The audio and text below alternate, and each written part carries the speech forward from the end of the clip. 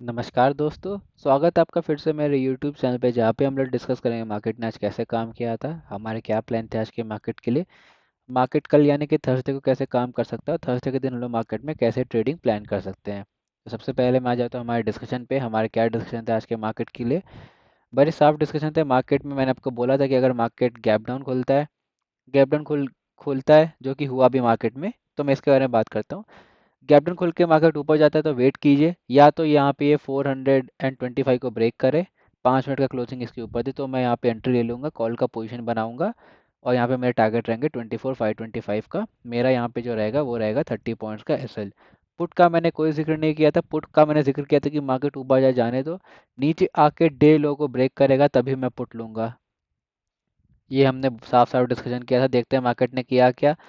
यहाँ पे मार्केट ने डेफिनेटली 24,425 को ब्रेक किया। यहाँ आपकी एंट्री होती, 30 पॉइंट्स का एसएल होता, जो कि होता ऑलमोस्ट आपका 24,390, जो कि आपका यहाँ पे हिट हो गया था। तो आपको करना क्या चाहिए था? मार्केट में एसएल ले लेना चाहिए था। कल हमारा मार्केट में नो प्रॉफिट नो लॉस में गया था। उसके पहले दिन हमारा कोई एंट्री नहीं बना था, और उसके पहले दिन हमारा छोटा मोटा यहाँ पे प्रॉफिट हुआ था। तो अगर आप देखिएगा तो हाँ, पिछले 3-4 दिन में कोई बहुत बड़ा प्रॉफिट नहीं हुआ है, पर क्या मार्केट इतना इजी है? आपको समझना पड़ेगा कि मार्केट हर हर समय ट्रेडिंग का अपॉर्चुनिटी नहीं देगा पैसे कमाने के लिए। जो 2000 पॉइंट का रैली आया था उसमें हमने अच्छा खासा 500-600 पॉइंट कैप्चर किए थे ना। तो अब आपकी जिम्मेदारी है कि 600 को भाई जितना हो सके ना उतना बचा के रखो, मिनिमाइज मत होने दो। इसलिए बता रहा हूँ मैं। यहाँ पे आपने एसएल लिया तो आपने बिल्कुल सही किया। अगर आप यहाँ पे एवरेज आउट करते रहे ना कि भाई यहाँ पे मैंने फिर से कॉल खरीद लिया, फिर ब्रेकडाउन हो गया तब मैंने यहाँ पुट ले लिया, फिर मार्केट इतना ऊपर चला गया उसके बाद फिर इधर पहुँच गया तो मैंने फिर कॉल ले लिया पुट से हट के, फिर नीचे गिर गया तो यहाँ पे मैंने पुट ले लिया कि मार्केट यहाँ पे एक, देखिए ये यहाँ पे एक मार्केट रेजिस्टेंस ले रहा है। और अगर आपने ऐसा किया ना, जो कि बहुत लोग करते हैं, तो बहुत गलत बात है। इसलिए मैं बोलता हूँ कि मार्केट में सबसे इंपॉर्टेंट डिसिप्लिन होता है। आप में सिर्फ डिसिप्लिन है ना, तो आपको ट्रेडिंग अपॉर्चुनिटी आराम से मिलेगी, प्रॉफिटेबल प्रॉफिटेबल आराम से हो जाओगे। ये सब जो मैं लेवल्स या फिर स्ट्रेटजी बना के देता हूँ ना, सिर्फ उसको फॉलो करना है। उसको फॉलो करने के लिए बस डिसिप्लिन चाहिए। और जो हम लोग देखते हैं ना कि 90% जो ट्रेडर्स होते हैं प्रॉफिटेबल नहीं होते हैं, तो इसका बहुत सिंपल सा आंसर है भाई कि 90% जो ट्रेडर्स होते हैं ना वो डिसिप्लिन भी नहीं होते हैं। जो डिसिप्लिन्ड होता है वो ये 10% होते हैं, उनके उनके अंदर भी थोड़े थोड़े इनडिसिप्लिन हो जाते हैं तो वो उतना प्रॉफिट नहीं कर पाते। पर यही 10% में आप देखिएगा सारे डिसिप्लिन होंगे, क्योंकि डिसिप्लिन बेसिक चीज़ है। देखिए डिसिप्लिन होगा तो कोई गारंटी नहीं है कि आप प्रॉफिटेबल होंगे, हो सकता है फिर भी लॉस में हो जाए क्योंकि आपकी स्ट्रैटेजी अच्छी नहीं हो। लेकिन अगर आप डिसिप्लिन में नहीं है ना, तो पूरी गारंटी है कि आप इस 90% में ही आते होंगे। यहाँ पे हो सकता है थोड़ा चांस है कि आप यहाँ पे आ सकते हो, लेकिन वो भी नहीं होगा, क्योंकि आप में जनरली जो 2-3 साल मार्केट में बिता लेता है ना, उसका ट्रेडिंग स्ट्रैटेजी बहुत अच्छा हो ही जाता है। और अगर आप हमारे देख रहे हैं तो मैं आपको ये तो बता सकता हूँ कि हम लोग कम से कम 70% एक्यूरेसी तो रखते ही हैं यार। हो सकता है हमारा, इसका ये मतलब नहीं है कि 10 में से 7 दिन में प्रॉफिटेबल होता हूँ, लेकिन दो हम लोग 10 ट्रेड करते हैं ना, उनमें से हमारे 7 ऑलमोस्ट प्रॉफिटेबल होते हैं। ये मेरा मानना है। अब देखो मैंने इसमें इसको काउंट नहीं किया है। ऐसे जो दिन होते हैं ना, ये इससे हम हमारा स्ट्रैटेजी हमको बचा लेता है। तो इन चीज़ों का ध्यान रखा कीजिए। लॉस है उसको एक्सेप्ट कीजिए। ऐसा नहीं है कि मैं आपको सिर्फ ऐसे बड़ी बड़ी बातें बता रहा हूँ, मैं खुद ऐसे करता हूँ। मैंने खुद एवरेज आउट बहुत किया था, फिर मेरे लॉस हुए थे। तो ऐसा नहीं है कि मैं सिर्फ आपको बताने के लिए बता रहा हूँ, ये सच्ची में होता है। कल के डिस्कशन से पहले मैं 1 डे का टाइम फ्रेम हमेशा देखता हूँ, क्योंकि इससे समझ में आता है कि मार्केट कर क्या रहा है। देखिए, बहुत लोग को आज उम्मीद होगी कि मार्केट ने भाई फाइनली वो अटैक कर दिया इंडिया ने पाकिस्तान पे, तो आज तो मार्केट कितना गिरेगा। जब मार्केट में अटैक हुआ था, न्यूज़ आया था, ऑलमोस्ट मार्केट 2% गैप डाउन था। जब मैंने गिफ्ट निफ्टी में देखा था ऑलमोस्ट 24,000 पे यहाँ पे ट्रेड कर रहा था। लेकिन हुआ क्या? थोड़ा नीचे उतना खुला नहीं, नीचे खुला ऑलमोस्ट 100 पॉइंट और सीधा ऊपर आ गया। और इसका बहुत सिंपल कारण है, अगर आप मेरे वीडियो कल भी देखे थे या परसों देखे थे, मैंने बोला था ये मार्केट नहीं गिरेगा, क्योंकि यहाँ पे सब अभी पुट लेने के फिराक में है। सबको पता है कि भाई एक अटैक होने वाला है। जिस दिन अटैक होगा, मैंने आपको कल ही बोला था कि भाई एक पुट का ट्रेड लूंगा, पहला कैंडल यहाँ पे, दूसरा कैंडल यहाँ पे, और तीसरा कैंडल में तो यहाँ पर 22,750 तक पहुंच जाएगा, और इतने ज़्यादा पैसे बनेंगे जिसकी कोई कीमत नहीं होगी। पर हुआ क्या? नीचे खुला, एक झटके में ऊपर आ गया। इसलिए बोल रहा हूँ इतना इजी होता नहीं है जो सब सोच रहे हैं ना। उससे आप पैसे बना लोगे फिर क्या बात है? देखिए तुरंत ऊपर आ गया। मैं बोलता हूँ अगले दिन कल एक्सपायरी है ना, इतना बड़ा कैंडल बना के चला जाएगा, आपको लगेगा कि क्या हो गया। इसलिए बोल रहा हूँ कोई शौक मत होइए। जो जो सब लोग कर रहे हैं ना, उससे पैसा नहीं बनेगा। पैसा उसी से बनेगा जो कुछ जो जिसमें हिम्मत नहीं हो रही है। आपको बताता हूँ, मैं ये एग्जांपल देता हूँ। यहाँ मार्केट ऊपर आया, यहाँ पे सब पोल एंड फ्लैग बना रहे थे, ठीक है, कोई सेलिंग का नहीं सोच रहा था। ये जो कैंडल बना, उसके बाद पूरी दुनिया ने मान लिया कि भाई पोल एंड फ्लैग का ब्रेकआउट हो गया है, और अपना टेक्निकल लगाने लगे कि भाई ये गया 23,250 से लेकर 24,500, ऑलमोस्ट 1200 पॉइंट, तो यहाँ से 1200 पॉइंट जाएगा, एंट्री कर ली, टेक्निकल वाला ऐसे लगा लिया। हुआ क्या, यहाँ पे पूरी दुनिया बुलिश हो गई। मार्केट को बियरिश होना था, पर बियरिश तभी होना था जब पूरी दुनिया बुलिश हो जाएगी, और फिर नीचे देना चालू कर दिया। सेम मार्केट यहाँ पे करना चाहती थी, और इसलिए मार्केट यहाँ पे रुकी हुई थी। ये मेरा एजम्पशन है कि मार्केट को यहाँ से गिरना एक्चुअली चालू करना था, पर हुआ क्या है, दो पॉइंट है। नंबर वन, यहाँ पे अभी दुनिया बुलिश हो ही नहीं रही, क्योंकि लोगों को लग रहा है कि भाई यहाँ पे बेवकूफ़ बने थे, यहाँ पे बेवकूफ़ बने थे, यहाँ पे बेवकूफ़ बने थे, यहाँ बने थे, अब नहीं बनेंगे, यहाँ से मार्केट फिर गिरेगा, तो मार्केट गिर नहीं रहा है। और इसका साफ साफ आइडिया पड़ रहा है कि आप FIS देखिए तो नेट नेट यहाँ पे आप बुलिश हो चुके हैं, ताकि उनको होना पड़ा, ताकि किसी तरह तो यहाँ पे लोग बेयरिश हो, और फिर हम बेचना चालू करें। दूसरा, मार्केट को गिरना था, लेकिन यहाँ पे क्या हो गया, पाकिस्तान और इंडिया वॉर का न्यूज़ आने लगा, तो जो लोग बेयरिश नहीं थे ना, वो भी बन गए। तो अब तो पहले से लोग बियरिश थे, थोड़े थोड़े अब और हो गए, तो मार्केट को क्या करना पड़ेगा, अगर नीचे जाना है, ये मेरा थ्योरी हो सकता है, market all time high touch कर जाए, लेकिन अगर नीचे जाना है, उसको दो तीन बड़े बड़े कैंडल बनाने पड़ेंगे, हो सकता है 25,000 को भी क्रॉस कर जाए मार्केट, ताकि जो लास्ट बियर है ना, वही बुल बन जाए कि भाई 21,000 से 25,000 आ चुका है, अब मार्केट ने बियर रहने कोई मतलब नहीं, 1,000 पॉइंट ही ऊपर ऑल टाइम हाई है, फिर यहाँ से मार्केट गिरना चालू करेगा।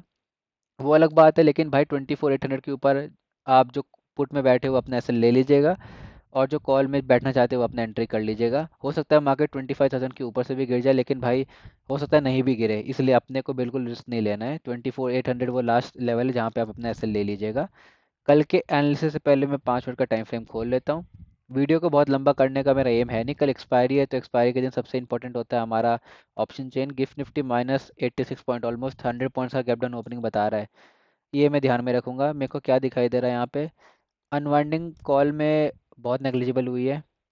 ये देखिए 24,300, 350, 400 है, बहुत अच्छी खासी राइटिंग है। 400, 450, 500, 550, 600, ये देखिए 400 से लेके 600 पे ना ऑलमोस्ट 6-7 लाख कॉन्ट्रैक्ट, ये 7 लाख कॉन्ट्रैक्ट बहुत स्ट्रॉन्ग रेजिस्टेंस की तरह काम कीजिएगा, ये बात आप गांठ बांध के रख लीजिए। इतना इजी होगा नहीं, और अगर मार्केट गैप डाउन खुलता है ना, तो बहुत हाई चांस है कि या तो मार्केट गैप डाउन खुल के तुरंत आज की तरह ऊपर आ जाए। अगर वो नहीं कर पाया, तो फिर ये इसको ब्रेक करना बहुत मुश्किल हो जाएगा मार्केट के लिए। मार्केट को इसको ब्रेक करने के लिए ना, या तो गैप अप खोल के सस्टेन करे फिर ऊपर जाए, या तो गैप डाउन या फ्लैट खोल के सीधा एक झटके में ऊपर आ जाए, ताकि वो गैप अप वाला केस बना दे। वो खुला तो फ्लैट या गैप डाउन, लेकिन एक झटके में इतना ऊपर आ गया ना कि अब उसको गैप अप ही मान के चलिए। वरना इतना जो यहाँ पे सपोर्ट है ना, यहाँ पे रेजिस्टेंस का, उसको ब्रेक करना इजी नहीं है। पुट साइड देखिएगा, अनवाइंडिंग हुई है, तो इसका मतलब कोई एग्रेसिव है नहीं, तो शॉर्ट कवरिंग का चांसेस कम है। 24,400, 24,350, 24,300, 24,250, 24,200, तो भाई पुट साइड भी लोग बिल्कुल ही तैयार है, कॉल साइड भी बिल्कुल ही तैयार है, मतलब जो दोनों तरफ लोग हार मानने को तैयार नहीं है। अब इसमें पता चलता है कि ऑप्शन चेन क्या बता रहा है, तो मेरे को ये ऑप्शन चेन बता रहा है कि यहाँ पे आपको मैं बताता हूँ मार्केट में, यहाँ पे बहुत कम कॉन्ट्रैक्ट है, ये मेरे को देखना पड़ेगा प्रीमियम सही है कि नहीं है। प्रीमियम सही है, हाँ प्रीमियम सही है। बहुत कम को यहाँ पे बहुत कम ऑप्शन प्राइस है, 41 और 62, मतलब ऑलमोस्ट 100 पॉइंट्स है, ये कोई बहुत ज़्यादा होता नहीं है। अगर ये 100 पॉइंट्स 80 के आसपास ही रह गया ना कल ओपनिंग के बाद भी, तो समझ लीजिए एक मूवमेंट आ सकता है, वरना 10 बजे तक अगर ये 50 हो गया नेट नेट, कि भाई इस साइड भी 25 है, इस साइड भी 25 है, तो बहुत बड़ा मूवमेंट एक्सपेक्ट करना नहीं भाई। मार्केट झटका देगा, लेकिन क्लोजिंग साइडवेज ही कर देगा, ठीक है, इस बात का ध्यान रखना। एक बार FIS DIS डेटा मैं देख लेता हूँ। हाँ, मैंने आपको बोला था कि मैं देखूंगा नहीं, लेकिन आज मैं वीडियो लेट बना रहा हूँ किसी मजबूरी से, और डेटा तब तक आ गया है, तो आ गया है तो अब देख ही लेते हैं भाई। ऐसा तो है नहीं कि बिल्कुल ही वेस्टफुल, बिल्कुल ही किसी काम का होता नहीं है डेटा। देख लेते हैं। यहाँ पे FIS फ्यूचर्स में नेट बुलिश है, पुट साइड भी नेट बुलिश है, तो भाई FIS तो यहाँ पे डबल डबल बुलिश चल रहे हैं। फ्यूचर्स और ऑप्शन में तो हम लोग इसको नेट नेट डबल बुलिश करेंगे। एक बार मैं थ्योरी बता देता हूँ FIS क्लाइंट्स का, मैं बताना भूल गया। हम ये मानते हैं कि FIS के पास बड़ा पैसा है, तो वही सही होगी, क्लाइंट्स क्लाइंट्स का पैसा वो लेंगे, तो यहाँ का पैसा यहाँ जाएगा, यही हमारा कॉन्सेप्ट होता है। FIS ऑप्शंस और फ्यूचर्स दोनों में बुलिश है, तो नेट नेट बुलिश है। प्रोज फ्यूचर्स में यहाँ पे नेगेटिव है, ऑप्शंस में ये लोग यहाँ पे बुलिश है, तो ये लोग हेज करके चल रहे हैं भाई, कि जिस तरफ मार्केट जाएगा हमारा उस तरफ कुछ ना कुछ पैसा बन ही जाएगा। क्लाइंट्स यहाँ पे कॉन्ट्रैक्ट तो अच्छा खासा इन्होंने काटा है, तो इसका मतलब इतने यहाँ पे ये थोड़े बुलिश ही हो रहे हैं, बहुत ज़्यादा नहीं। पर ऑप्शंस में ये लोग बियरिश है, तो ये लोग फ्लैट टू बियरिश है मार्केट में, तो मैं ये कह सकता हूँ। यहाँ पे प्रोज फ्लैट है क्योंकि देखिए अगर इन्होंने फ्यूचर बेचा है ना तो ऑप्शंस खरीदा है तो उसमें कोई दिक्कत नहीं है। क्लाइंट्स ने यहाँ पे नेट नेट नेगेटिव है, तो हम जो मानते हैं ना कि क्लाइंट्स का पैसा इधर जाएगा बड़े प्लेयर्स के पास, तो बड़े प्लेयर्स चाहते हैं मार्केट ऊपर जाए, क्लाइंट्स चाहते हैं थोड़ा सा मार्केट नीचे जाए। तो हमारा ये मानना है कि मार्केट कल ऊपर ही जाना चाहिए। तो उसके अकॉर्डिंग हम लोग थोड़ा देख सकते हैं कि मार्केट कल ऊपर जा सकता है। ये सब डेटा देखने के बाद मैं आ जाता हूँ 5 मिनट के टाइम फ्रेम पे। वीडियो 10 मिनट हो चुका है तो अब मैं कोशिश करूँगा कि 3-4 मिनट में समझा दूँ। अगेन ये भी नहीं करूँगा कि भाई भगा ही दूँ कि आपको कुछ समझ में नहीं आए। यहाँ पे जो मेरा 425 है ना, अब मेरा हो जाएगा 450, क्योंकि आज ऑप्शन प्रीमियम भी बहुत अच्छे खासे गए हैं तो मैं इस चीज़ का ध्यान रखूंगा। नीचे की तरफ मैं इस लेवल के साथ ही जाना चाहूँगा भाई, क्योंकि बहुत ज़्यादा रिस्क लेना नहीं है। अगेन पहले ही बता दूँ कल एक्सपायरी है। आप अपना क्वांटिटी साइज़ बहुत कम रखिएगा भाई, क्वांटिटी साइज़ एटलीस्ट 50% रखिएगा। उससे ज़्यादा रख रहे हैं तो अगेन मैं जो आज शुरू के 2-3 मिनट में बोला था कि अगर आप डिसिप्लिन नहीं है तो आप प्रॉफिटेबल नहीं रहेंगे। इस बात को समझिए। जब तक नहीं समझिएगा ना, आप अपना जो कैपिटल है वो ब्लो करते रहिएगा। एक बार ज़ीरो हुआ, 2 बार ज़ीरो हुआ, 3 बार ज़ीरो हुआ, और आपको फिर समझ में आ जाएगा कि भाई मैं 10 में से 5-6 बार प्रॉफिट करता हूँ या 7-8 बार प्रॉफिट करता हूँ, बस वो दो प्रॉफिट मेरा सारा, दो लॉस मेरा सारा प्रॉफिट खा जाता है।